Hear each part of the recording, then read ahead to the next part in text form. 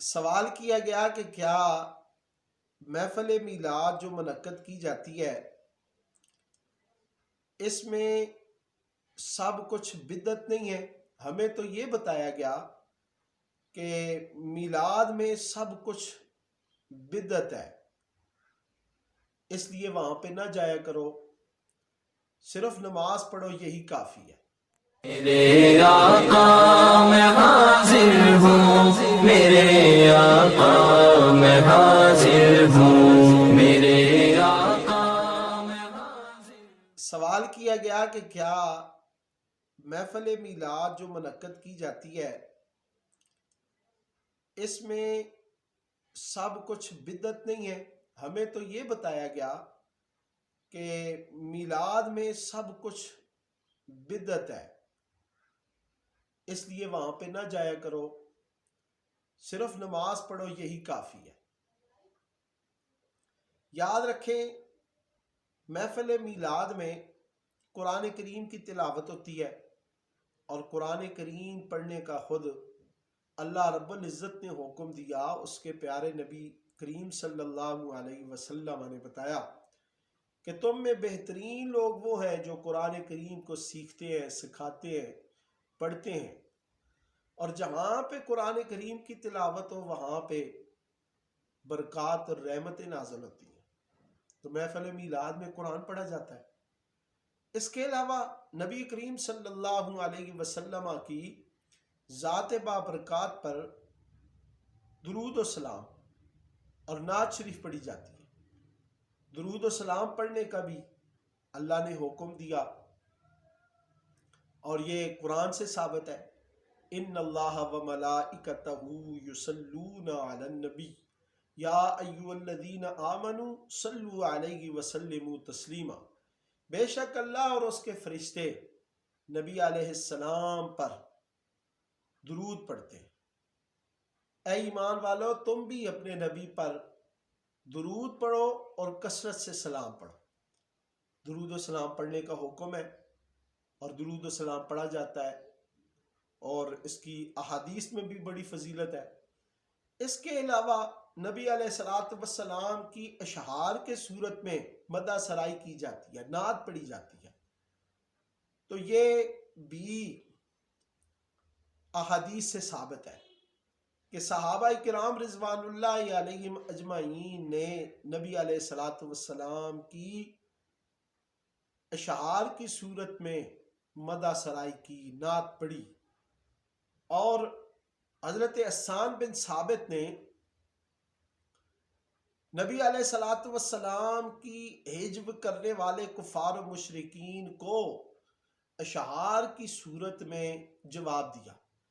اور مسلم شریف کی حدیث ہے، اور یہ حدیث کتاب فضائل الصحابہ میں آئی ہے، اور یہ حدیث نمبر ہے 2490۔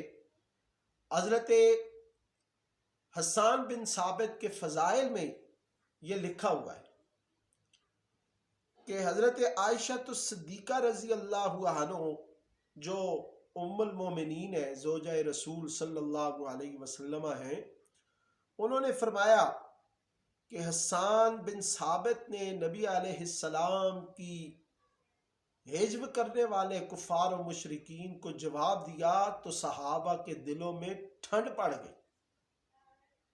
تو گویا کہ نبی علیہ الصلوۃ والسلام کی عزت اور ناموس پر پہرا دینے کے لیے آپ کوئی کلمات کہیں، آپ کوئی عمل کریں تو صحابہ کرام اور اہل ایمان کے دلوں پر ٹھنڈ پڑ جاتی ہے۔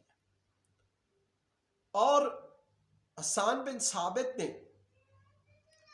جب اشعار کہے تو نبی علیہ الصلوۃ والسلام نے ان کے لیے دعا کی، اور یہ بھی اسی چیپٹر میں موجود ہے۔ نبی علیہ الصلوۃ والسلام نے فرمایا اللہم ایدہ بروح القدس، اے اللہ تو حسان کی روح القدس جبریل کے ذریعے مدد فرما۔ اور دوسری جگہ فرمایا جبریل معک، اے حسان تو کفار کی ہجو کر، اور میرے اوپر جو انہوں نے ہجو کی ہے اس کا جواب دے، جبریل تیرے ساتھ ہے۔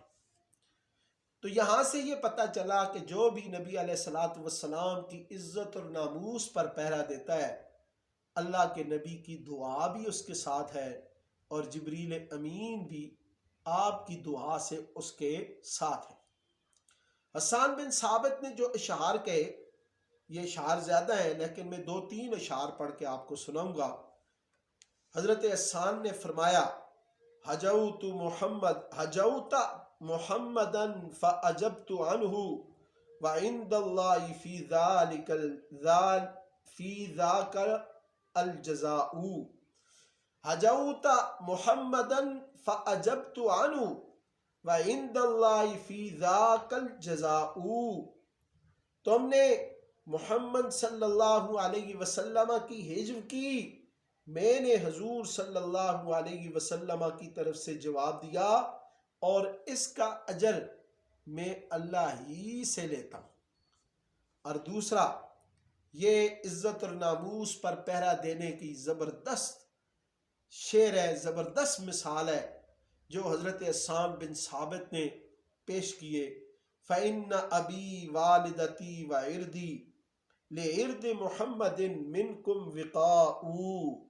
بلا شبہ بے شک میرے ماں باپ اور میری عزت تم سے محمد صلی اللہ علیہ وسلم کی عزت بچانے کے لیے قربان ہے، یعنی میرے والدین کی اور میری عزت نبی کریم صلی اللہ علیہ وسلم کی عزت بچانے کے لیے قربان ہے۔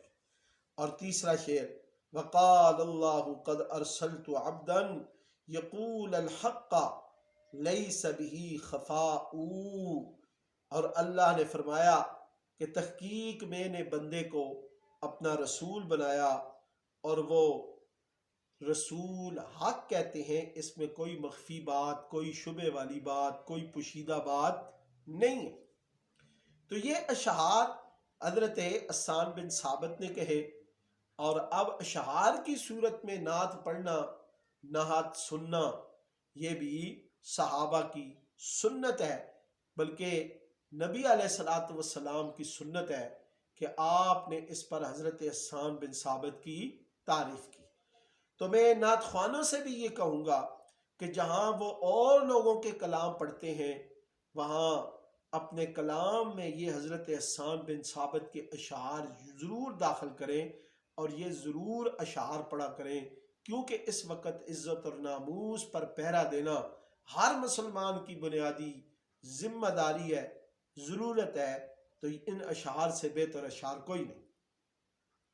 اور جہاں تک یہ کہا جاتا ہے کہ صرف نماز پڑھو یہی کافی ہے، تو یاد رکھو ذکر نبی کے بغیر کلمہ مکمل نہیں، ذکر نبی کے بغیر اذان مکمل نہیں، ذکر نبی کے بغیر نماز مکمل نہیں، اور ذکر نبی کے بغیر قبر کے سوال اور جواب مکمل نہیں، ذکر نبی کے بغیر قیامت کے دن حساب مکمل نہیں ہوگا، اس لیے کہ خدا ہے ذاکر میرے نبی کا، یہ ذکر کبھی ختم نہ ہوگا، کیونکہ اللہ نے فرما دیا وَرَفَعْنَا لَكَ ذِكْرَكَ، ہم نے بلند کیا آپ کے لیے آپ کے ذکر کو۔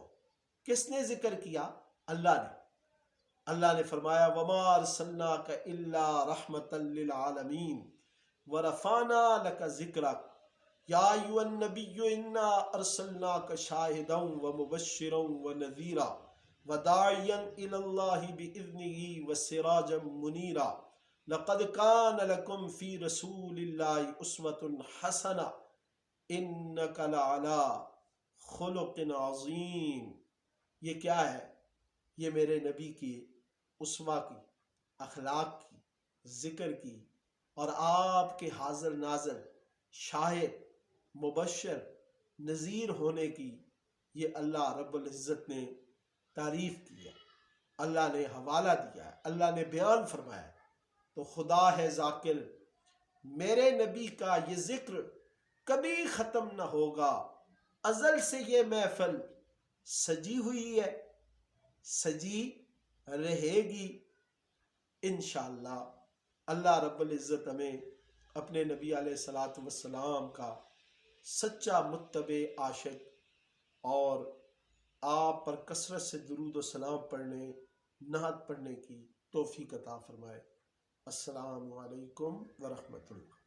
میرے آقا میں حاضر ہوں، میرے آقا میں حاضر ہوں۔